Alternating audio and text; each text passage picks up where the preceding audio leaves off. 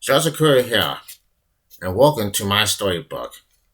Today, I'll be doing the part 5 in this book called How to Beat the Billing Without Even Trying. Let's begin this story and continue in this chapter. Starting chapter 17, the movies, girls, and cannibalistic stuff mountains. So I was still admit, I would have to be careful around Josh and Toby. I need to be tough in every way. I couldn't walk into a trap or let anything distract me. I'm focused completely on the situation. Nothing will break my connection carry. Not a blonde hair blowing in the breeze. Not blue eyes looking over at me. Not even my sly smile in my direction. I was going where I was going with this. Oh yeah, I couldn't let anything distract me. But it was such a pleasant distraction, and no matter how hard I tried, my thoughts keep returning to Jessica and this problem I was having. You see, while I should have been walking around flexing and muscles, giving Toby mercenary looks, and re-emailing bad Alex about or how to act to Walker's mother. I spent half the time trying to get closer to Jessica, or wherever I did. Miss Lunchgrunt, or Greg, or Kellen, or even Rusty will somehow fool my moves. Then one day I got my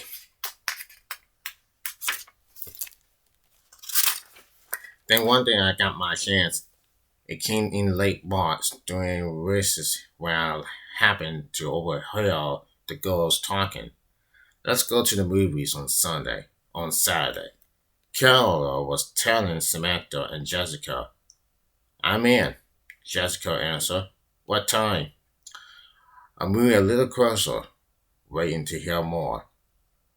We should go early, maybe right after dinner, Carolyn suggested. Let's find out when Animal Boy is playing. I had it so funny. Ask your parents and let me know tomorrow. I'm sure my dad can drive us. This was getting interesting. Running into Jessica by accident at the movies would give me a chance to see her without Miss Nutcracker or the junkie Greg Lunkville over my shoulder. Everyone, including my 3 best friends, had really started to like Greg, but not me. He was my complete competition, and I was so suspicious of his software clan and Parliament team. Back in class, I fought off darts or movie studios and girls. I tried to listen to Miss Lunchcrunch's boring math lessons. But after a few minutes, I looked over at Jessica. My mind immediately went to Silent Saturday. If only I could see her at the movies, I could talk to her for a while and maybe even sit next to her in the dark theater. Ronnie's nasty voice. Yes, Miss Lunchcrunch. What do you call the bar number of affection, Jessica? I've blown out. I mean to say domination, of course, but it was too late. The whole class started laughing, and I could feel my chest get red hot. Russell was whooping. The girls were giggling, and Gray was rolling his eyes. Jessica, by the way, was also a bit red and looked down into her textbook. That's enough, Miss Lunchcrunch snapped, and the wind sounded even faster than it had on the button. Rodney, are you in answers to paying attention? Then you'll be able to learn the powers of affection if there are no long ladies around to distract you. Plan on joining me for races tomorrow. I also said, great, I'll bring the chocolates, but thoughts better of it and keep my mouth shut for the rest of the day. On the bus ride home, my friends teasing about me about my answer in math. Rusty kept asking, what is the last coming Jessica or 1/2 and 2 doors? Which even made me laugh. After the ride, thought I was ready to change to just suggest that and decided to bring out the movies My friends thought going on Saturday was a great idea, and Sled and they agreed the Animal Boy was a good choice.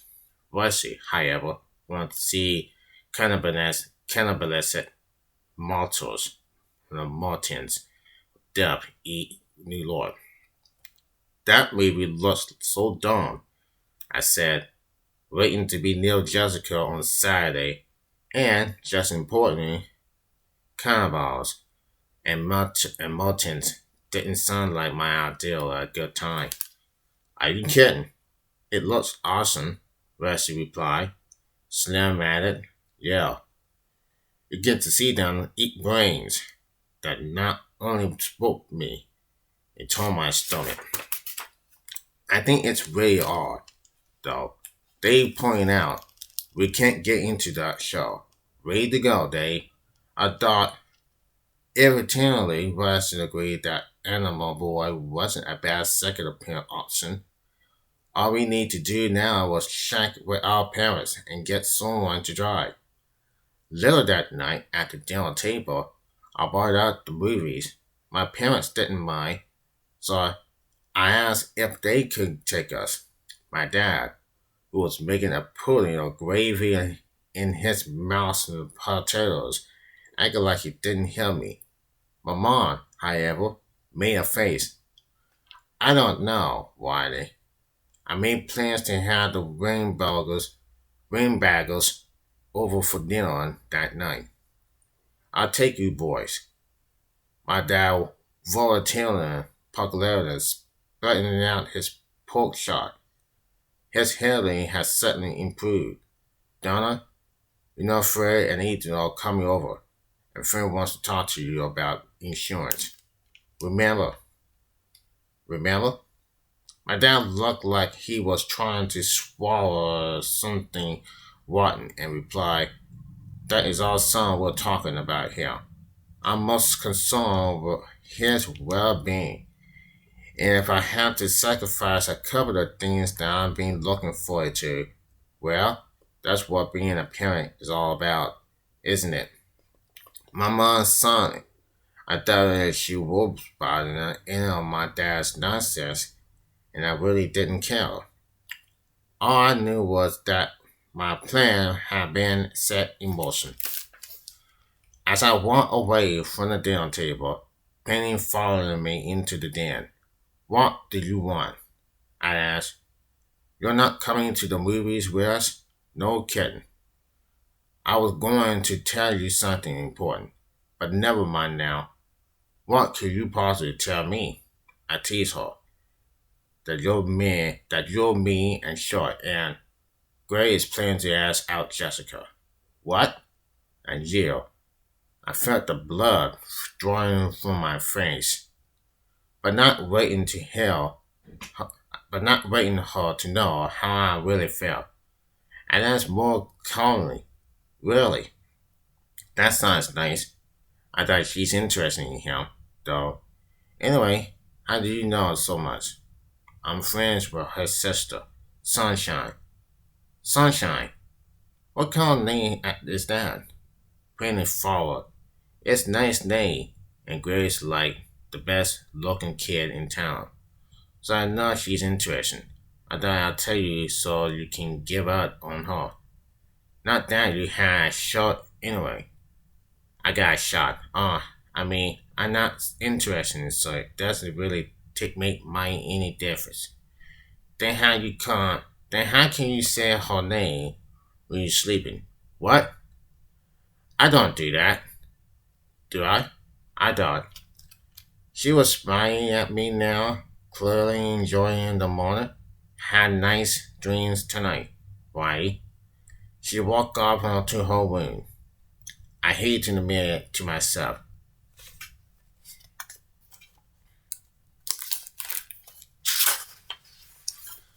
But I believe what she said. I wonder whether I really did have a shot at Jessica.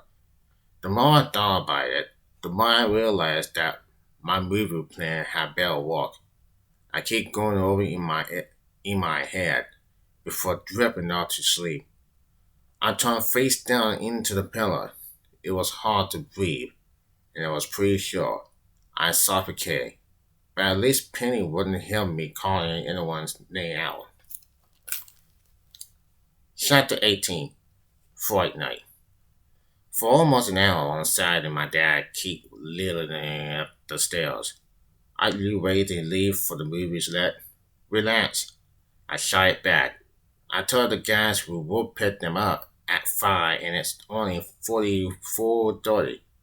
Well, it's always better to arrive early than late. He muttered nervous. I wondered if the Rainbagers felt that way about their dinner invitation. I teased him. My mom had invited them to come a bit later so my dad could see them. Now he was in a complete panic. Let's get a move on, Whiny. The truth of the matter is that I was busy looking for just the right shot to impress Jessica and had even spent a little extra time on the hill.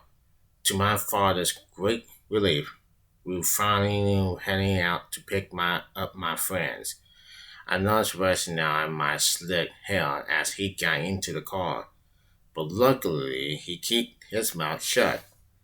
I was nervous enough about how I act with Jessica without him teasing me. Heavy raindrops began plunging the windshield as we drove off to the big multiplex theater at the mall.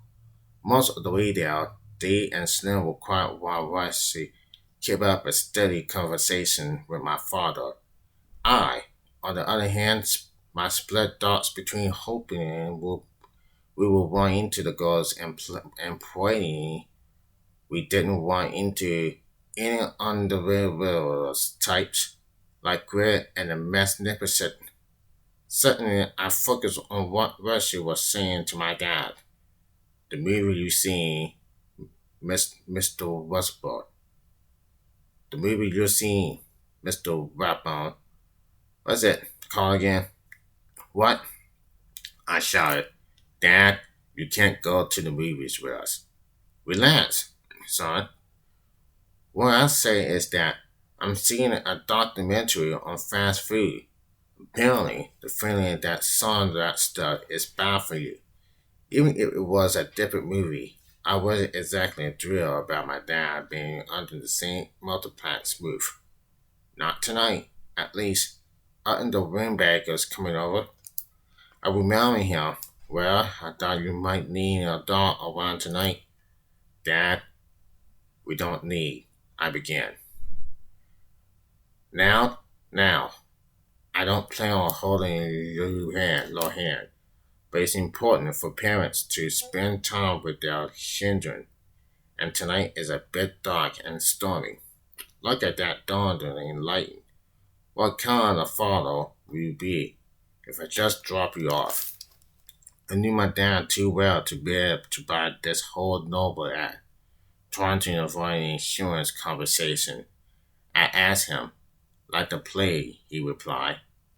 By the time we got to the mall, it was pouring and the sky was as dark as night.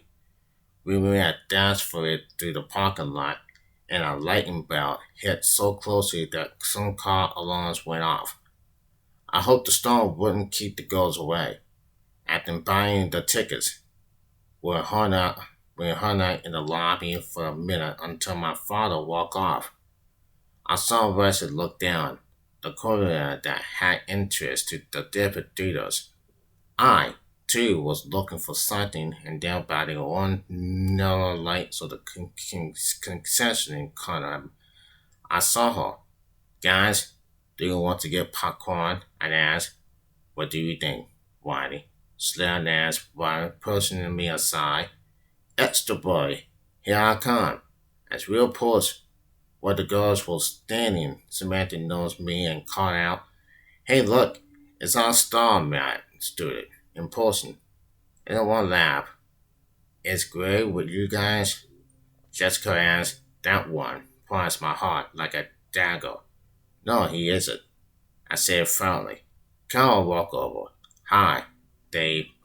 Why don't you sit with us? Sounds like a great idea. I'm blind, a little too sarcastically.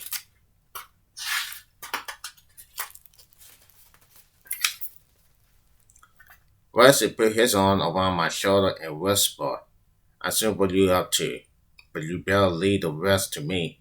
I'm the professor here, and I'm having an idea that will get Jessica right where you want her.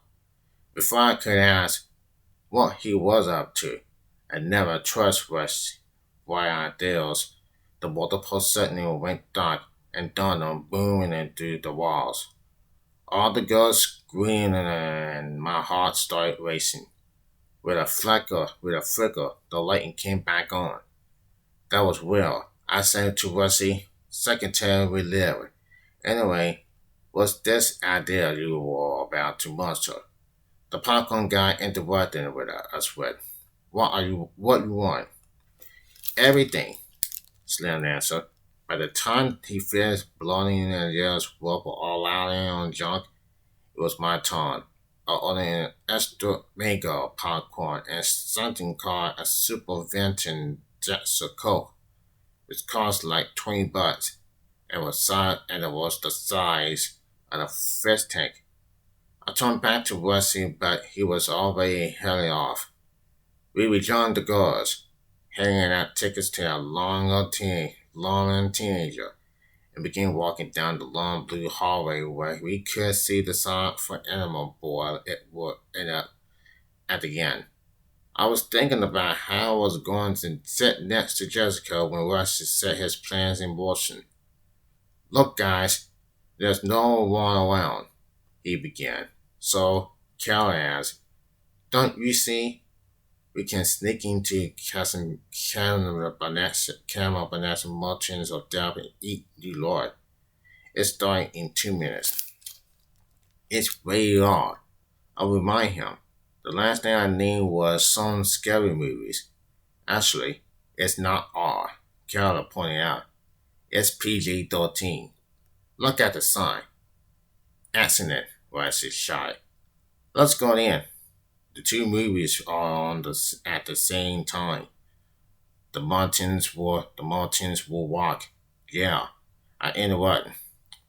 But I'm not sure the girls really want to see Crudup. I check out the mountains, Jessica announced, and that. As we walk in, Wesley whispered to me, isn't this great? You're going to own me bedtime. What's so great about it? I was about. Come on, Ronnie. Everyone knows if you sit next to the girl in a horror movie, she's going to be scared. He then hit me in the chest. You have to, you know, protect her, see? I'm always watching out for you. Great plan, right? Dave, you have to sit next to me. Carolyn in the what? Dave responds nervously. You don't want the minute to go. You don't want the minutes to get me, do you? Well, I can see the wheels in his head starting to turn. Good.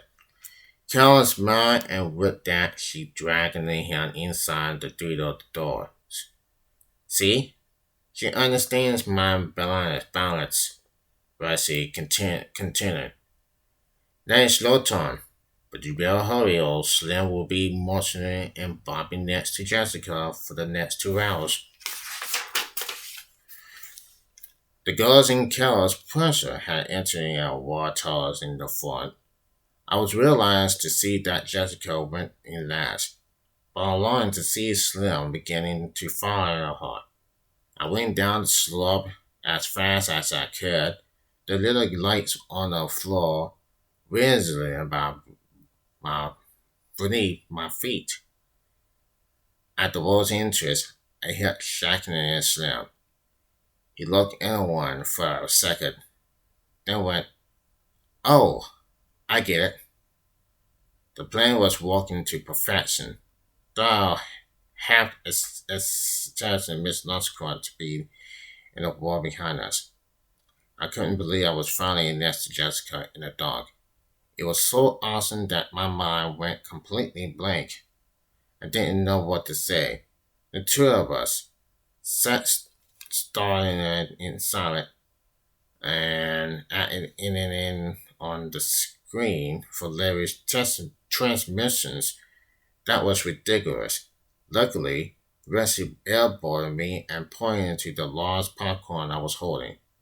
I think he wanted, but my mind sprang into action and I offered the popcorn to Jessica.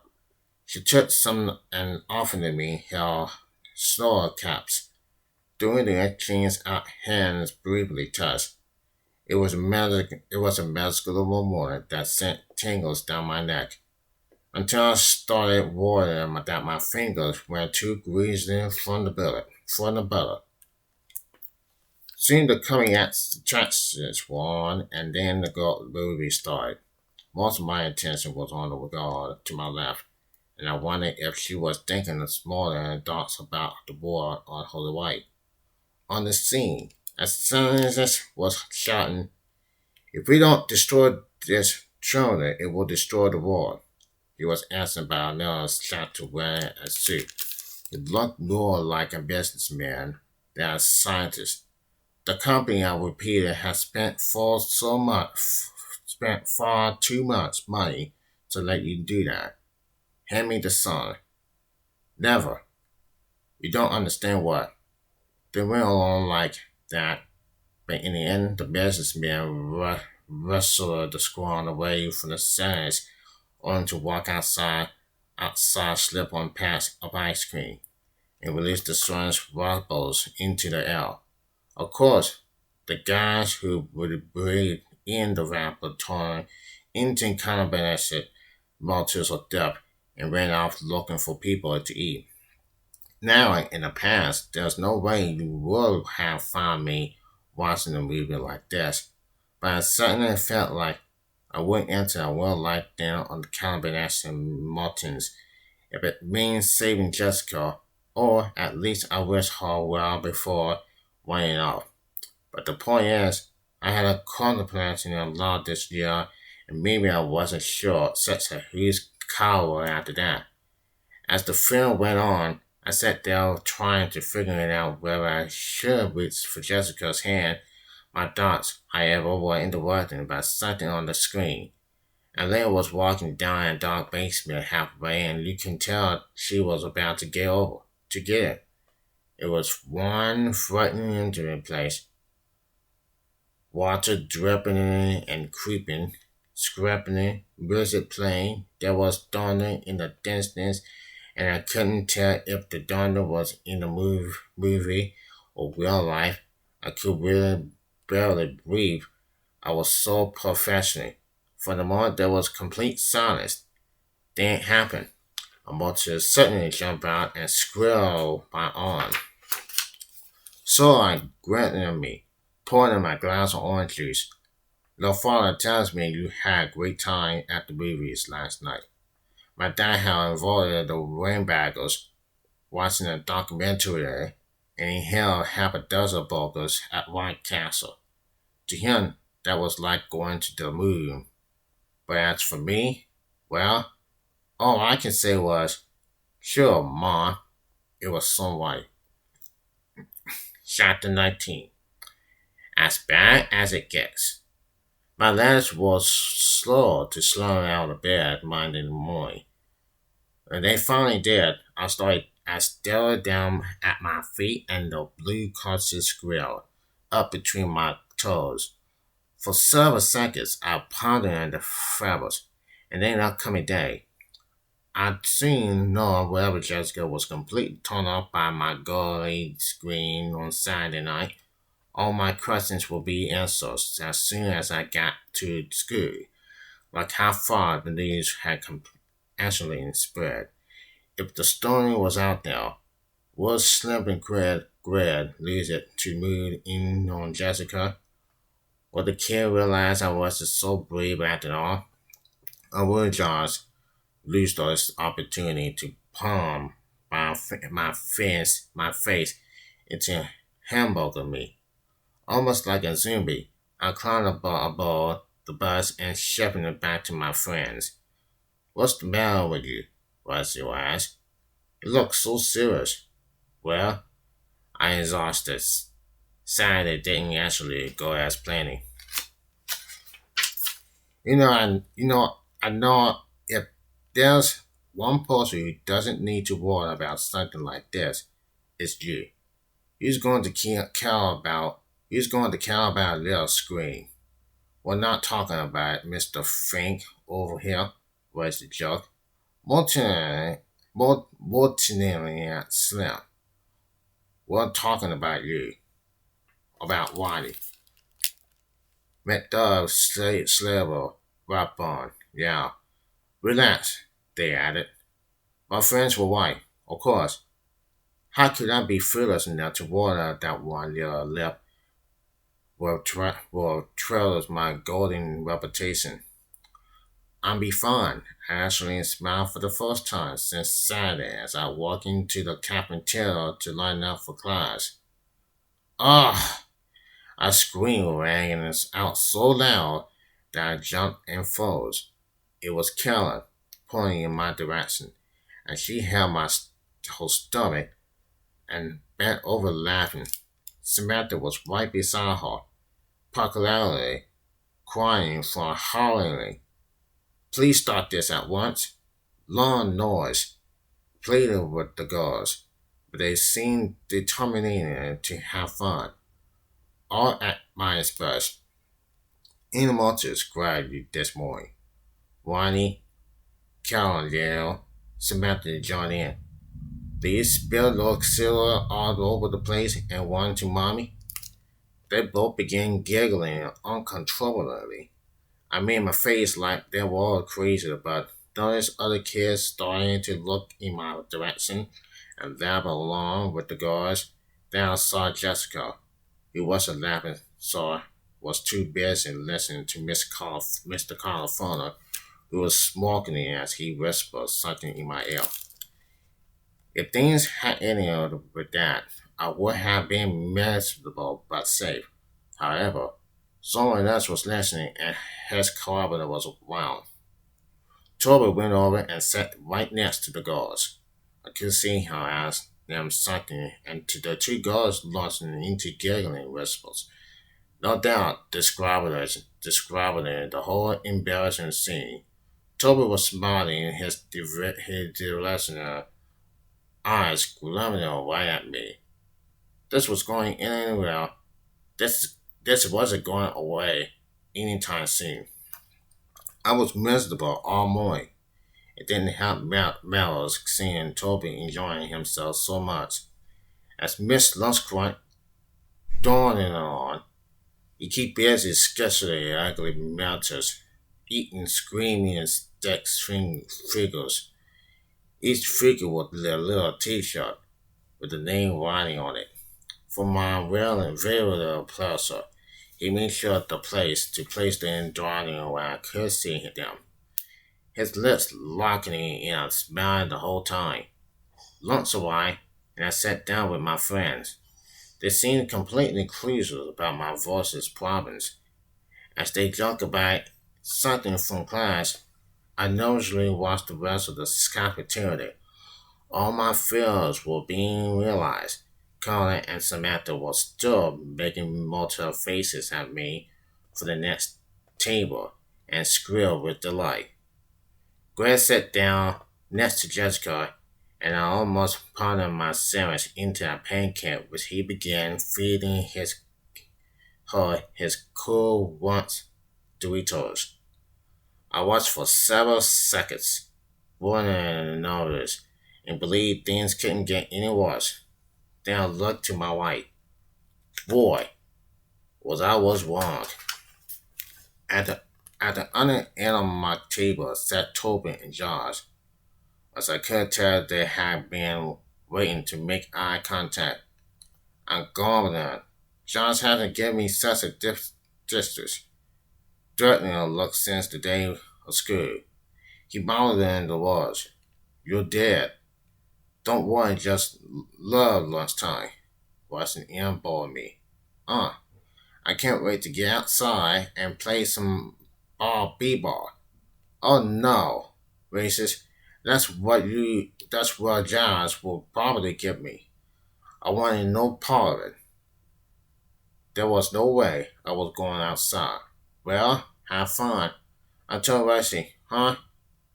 Where you going? See, we ain't hopping out. I said as I got out to leave. But whining, I can hear him begin as I walk away. I had to get the past lawn doors. After that, I would come out with a plan. I kept my head down and walked towards the door. Just where you, just where do you think you're going? She asked. Setting out races with Miss Lunchcrunch, and that's now a habit. Her squinting eyes dug deep into mine. I was sure she could tell I was lying. Excitement,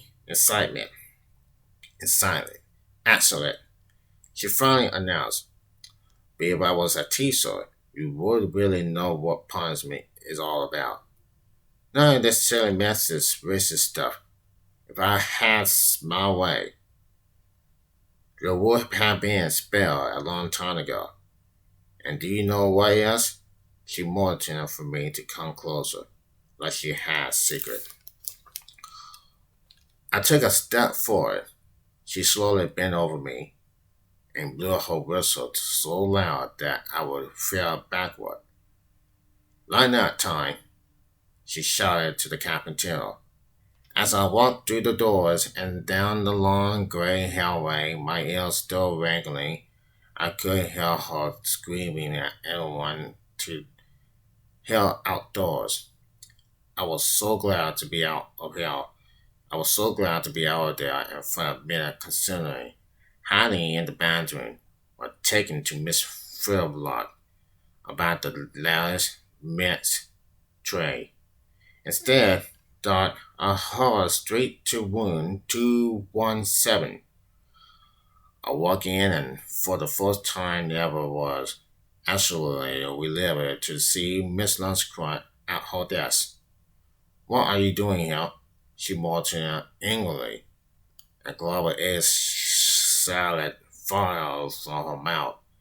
I almost giggled but managed to answer. "You told me to come today." Then I added, "Tomorrow, too." She looked slightly confused and frowning. I figured this would be the best part for me to hide for a while. Mr. Lunchcrunch seems as disgusting to see me as I way out to see that slamming food clobbering in her mouth. She finally spoke. "I don't remember telling you to come here. None of you. You probably won't. But no doubt you deserve to be setting out races anyway. Take a seat, and for once, be quiet." My quit thinking he had walked, as boring was out as I was setting out races in class. At least I was safe. But for how long? What will I do after tomorrow? I slip into such a down mood that Miss Nutcracker seemed barely by my side. Right before the rest of the kids returned to class, she looked at me and announced, "I know I regret this, but you behaved so well today that I had changed a heart. Ronnie, tomorrow you may join your friends outside for races." Chapter 20. No pain, no gain. I was still marveling about when my mom called me to dinner that evening. I sat looking at my plate of lasagna. Normally, I would have inhaled it, but tonight I just flagging on my walk between the laurels and pushing the mozzarella cheese around the plate. "Are you feeling okay?" my mom asked. "Yeah, I guess." "Well, not really." My mom put down her fork and felt my forehead. "I'm not sick, Mom. I just had a bad day." "Can't go to private school?" "No, too expensive." My dad came in, his mouth half full. He broke off a plate of bread and wiping his plate clean. Sometimes he ate faster than a dog. "What happened today?" my mom asked. My sister was watching me now, and even my dad looked concerned. Until I realized he was eating my lasagna. I am my lasagna. It's a long story. But if I come home tomorrow missing a free teeth, don't be surprised. I felt my eyes start to get a little real watery.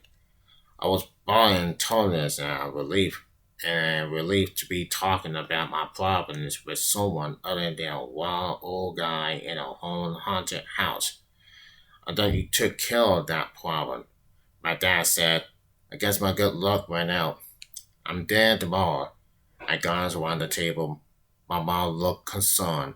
My dad scratching his chin, thinking, and Penny was smiling widely. No, you're not, my mom insisted. I'm calling the school first thing in the morning. Miss Lunchcrump will hold on there. Well, hold on there, my dad clapping in. That won't solve anything. It'll just make matters worse. Donna, I'm not going to let some school ruffians hurt my daughter Angel. Princess, will let me handle this. No boy wants his mom calling the school. Am I right, Ronnie? Oh well, you see, dear, besides Ronnie has nothing to worry about. I have so fine plan.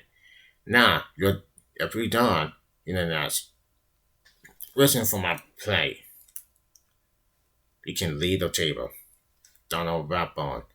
My mother snapped, grabbing the plate in midair and returning it to my plate. I hope you great scanner what's better than you pretend to steal, Ronnie steal.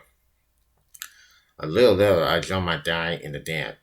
My sister, however, by the door, eager to see what was going to happen.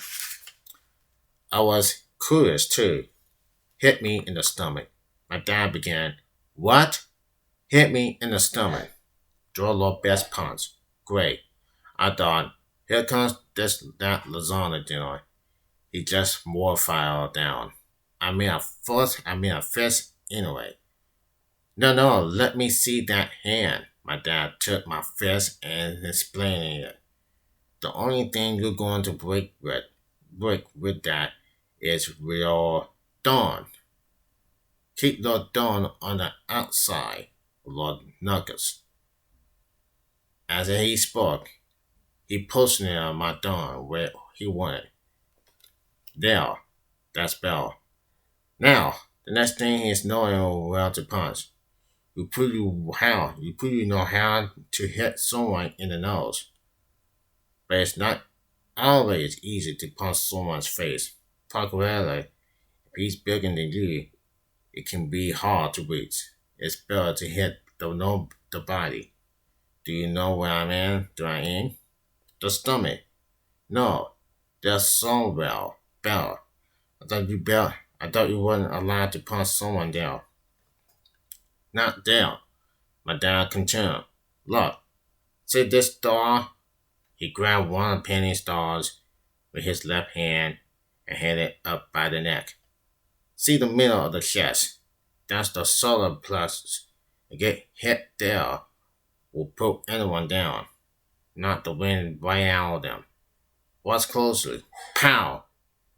And with that, he punched the dog in the gut, sending the body flying halfway across the room. The dog's head still in my dad's grip. Straight ahead.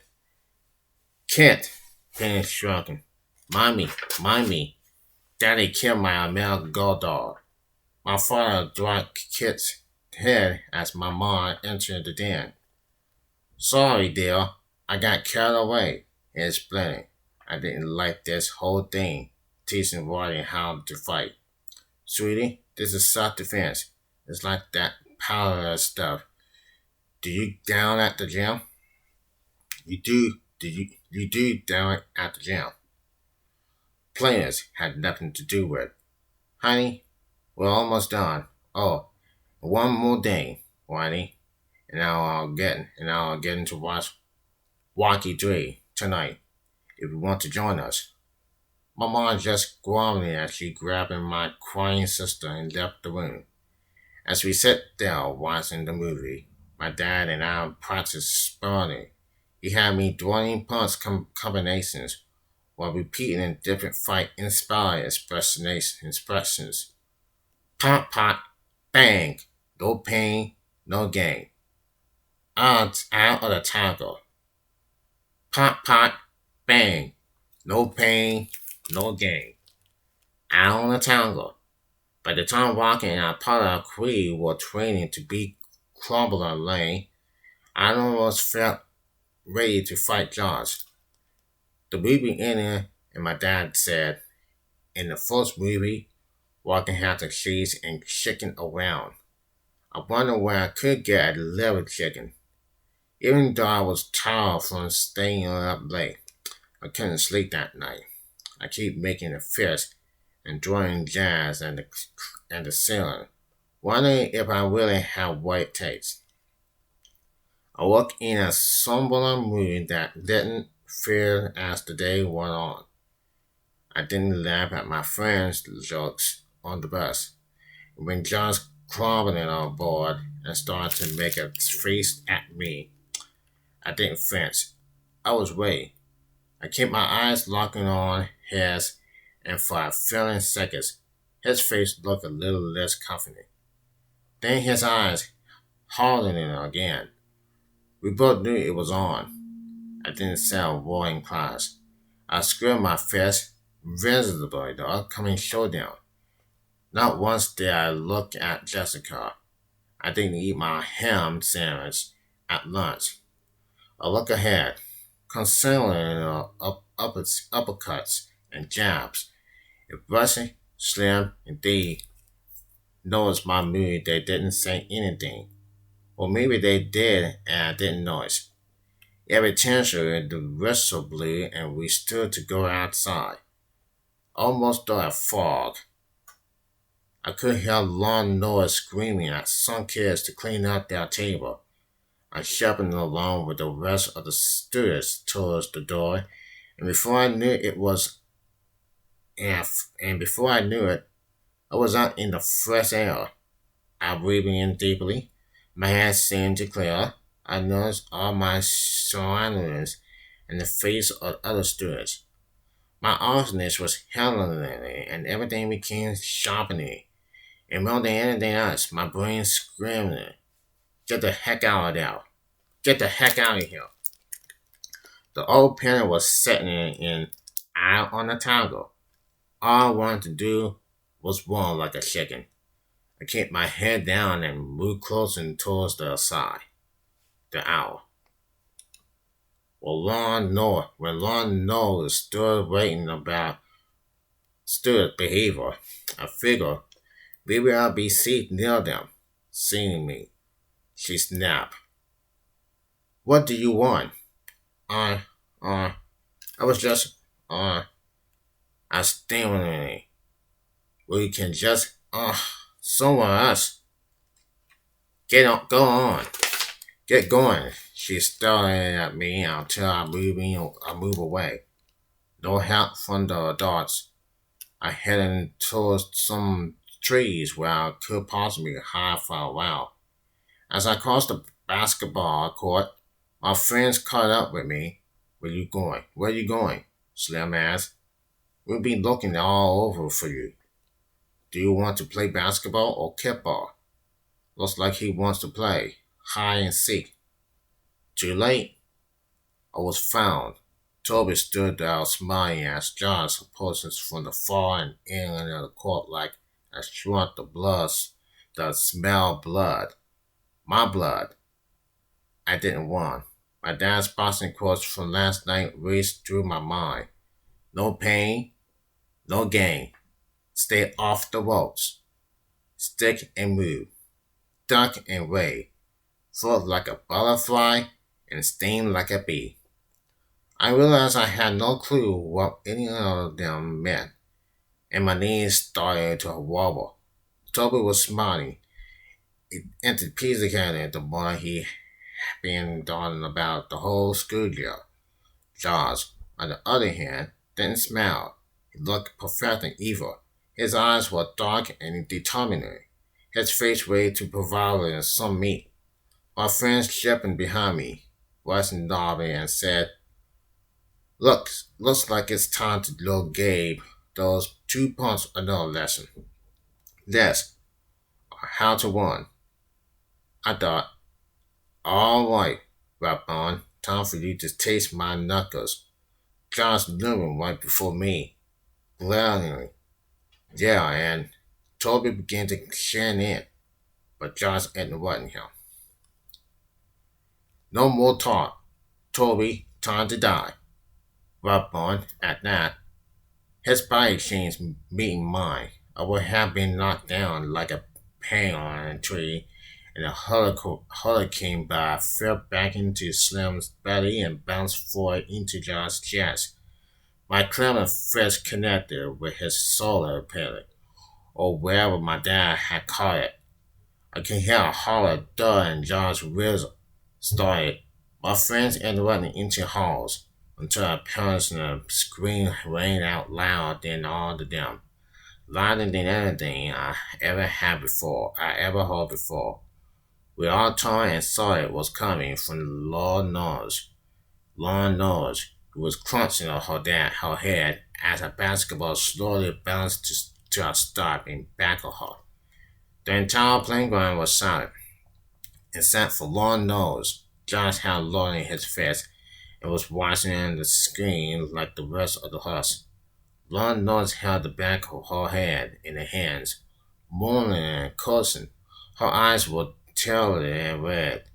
The other arrow humbled around, touching his shoulders and hair. Suddenly she flew their hands off and stormed towards the court. Most of the kids slumped away, except for Jessica and Greg, who stood there in shock. One of them had thrown the ball. I realized Lord Norris must have assured them the same thing, for she hit in that way. I'd also been paying attention to George. He was still a bolster in the drama. He knew he drew the basketball. Long nose demurring. Gray was closing the hill and tried to back away. You, Tan, boy, do you throw it at me? No. Gray noticed the script. No. Then he did. He was stubborn and began to panic. And then all the sights intently. Tell me who. Long nose screamed at him. He jerked his head at Jessica. Long nose swung towards her with a face controllable by rage. It looked like she might grab Jessica and shake her. So it was you, my little Petty. You threw it at me. Jessica's lips was quivering and she was unable to utter a sound. Speak up, Lord Norris, screaming into Jessica's face. I'll do it. I shot, seeming a way to escape Josh's beam. Now you're going to get it, Ricey whispered. Lord Norris whirling my way, whining. I shouted, hadn't known it. You are nothing but trouble. We're a capital T. You are going to wish you never came to this school. We're going straight to Miss Freelobotop, and I'll make sure you never see races again. Is too good for you. I will personally see that your time at Bobby is a living. Still waiting like a little tit. She gave my shoulder a non-too-sore tender squeeze, and off we went. She continued running through all the halls until we arrived at Miss Freelotop's office, where she begged our way in. Me and Tor, Miss Freelotop looked up from his turkey sandwiches. He reached back, turned off what sounded like sports talk radio, chewed a bite in his mouth, and looked quizzically at Long Nose. She is saucing and an upset tone asked, Miss Freelotop, do you know what this boy did today at recess? Mr. Freelotop glances at me for the first time. He pretty sure split out his bites, whining. Did you hear who the Mets got?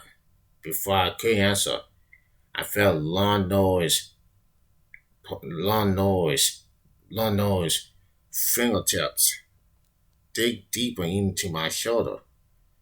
Mr. Fiddletop must have also felt tail silence. Everyone presses for his collection of be himself and asks, Miss Willow, please explain to me what happened.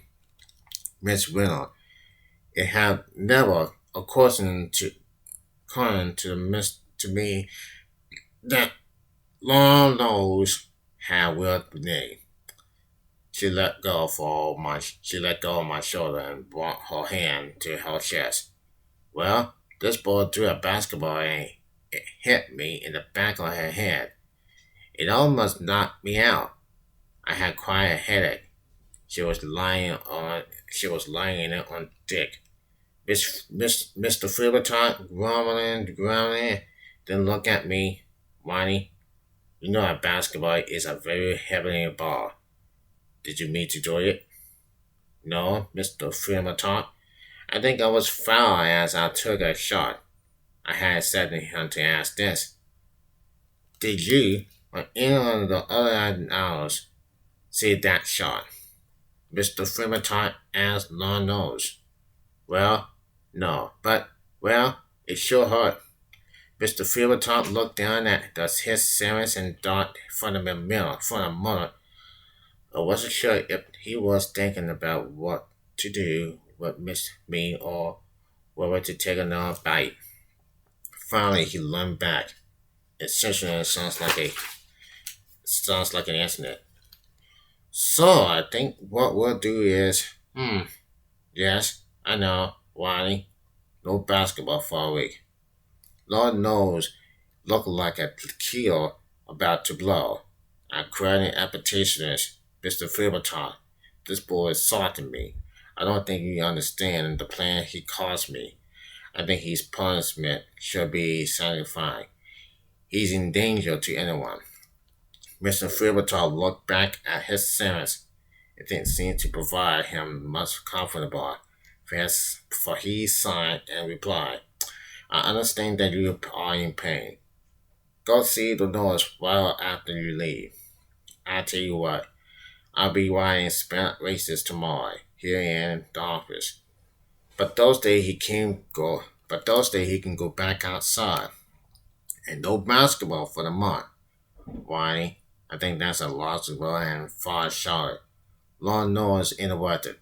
I don't think you understand, He receives a punishment that benefits such a horror act, or I quit. She swept her hand across her body in a dramatic gesture of goodbye. It was her greatest mistake. Her hand clapping the top of Mr. Flimbertop prize turned several basketball, causing it to shoot past the principal's grasp and bounce off on his desk before landing in the garbage pail. Mr. Flimbertop jumped up and put it in. Tom, I cradled my neck to seal around the sides of the desk as he retrieved it. Coffee and coffee grinds covered the basketball. He tried financially to blot it with a napkin, but it was too late.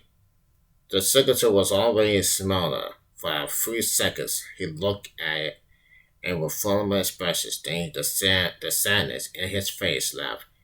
It was replaced by the quiet sensationality.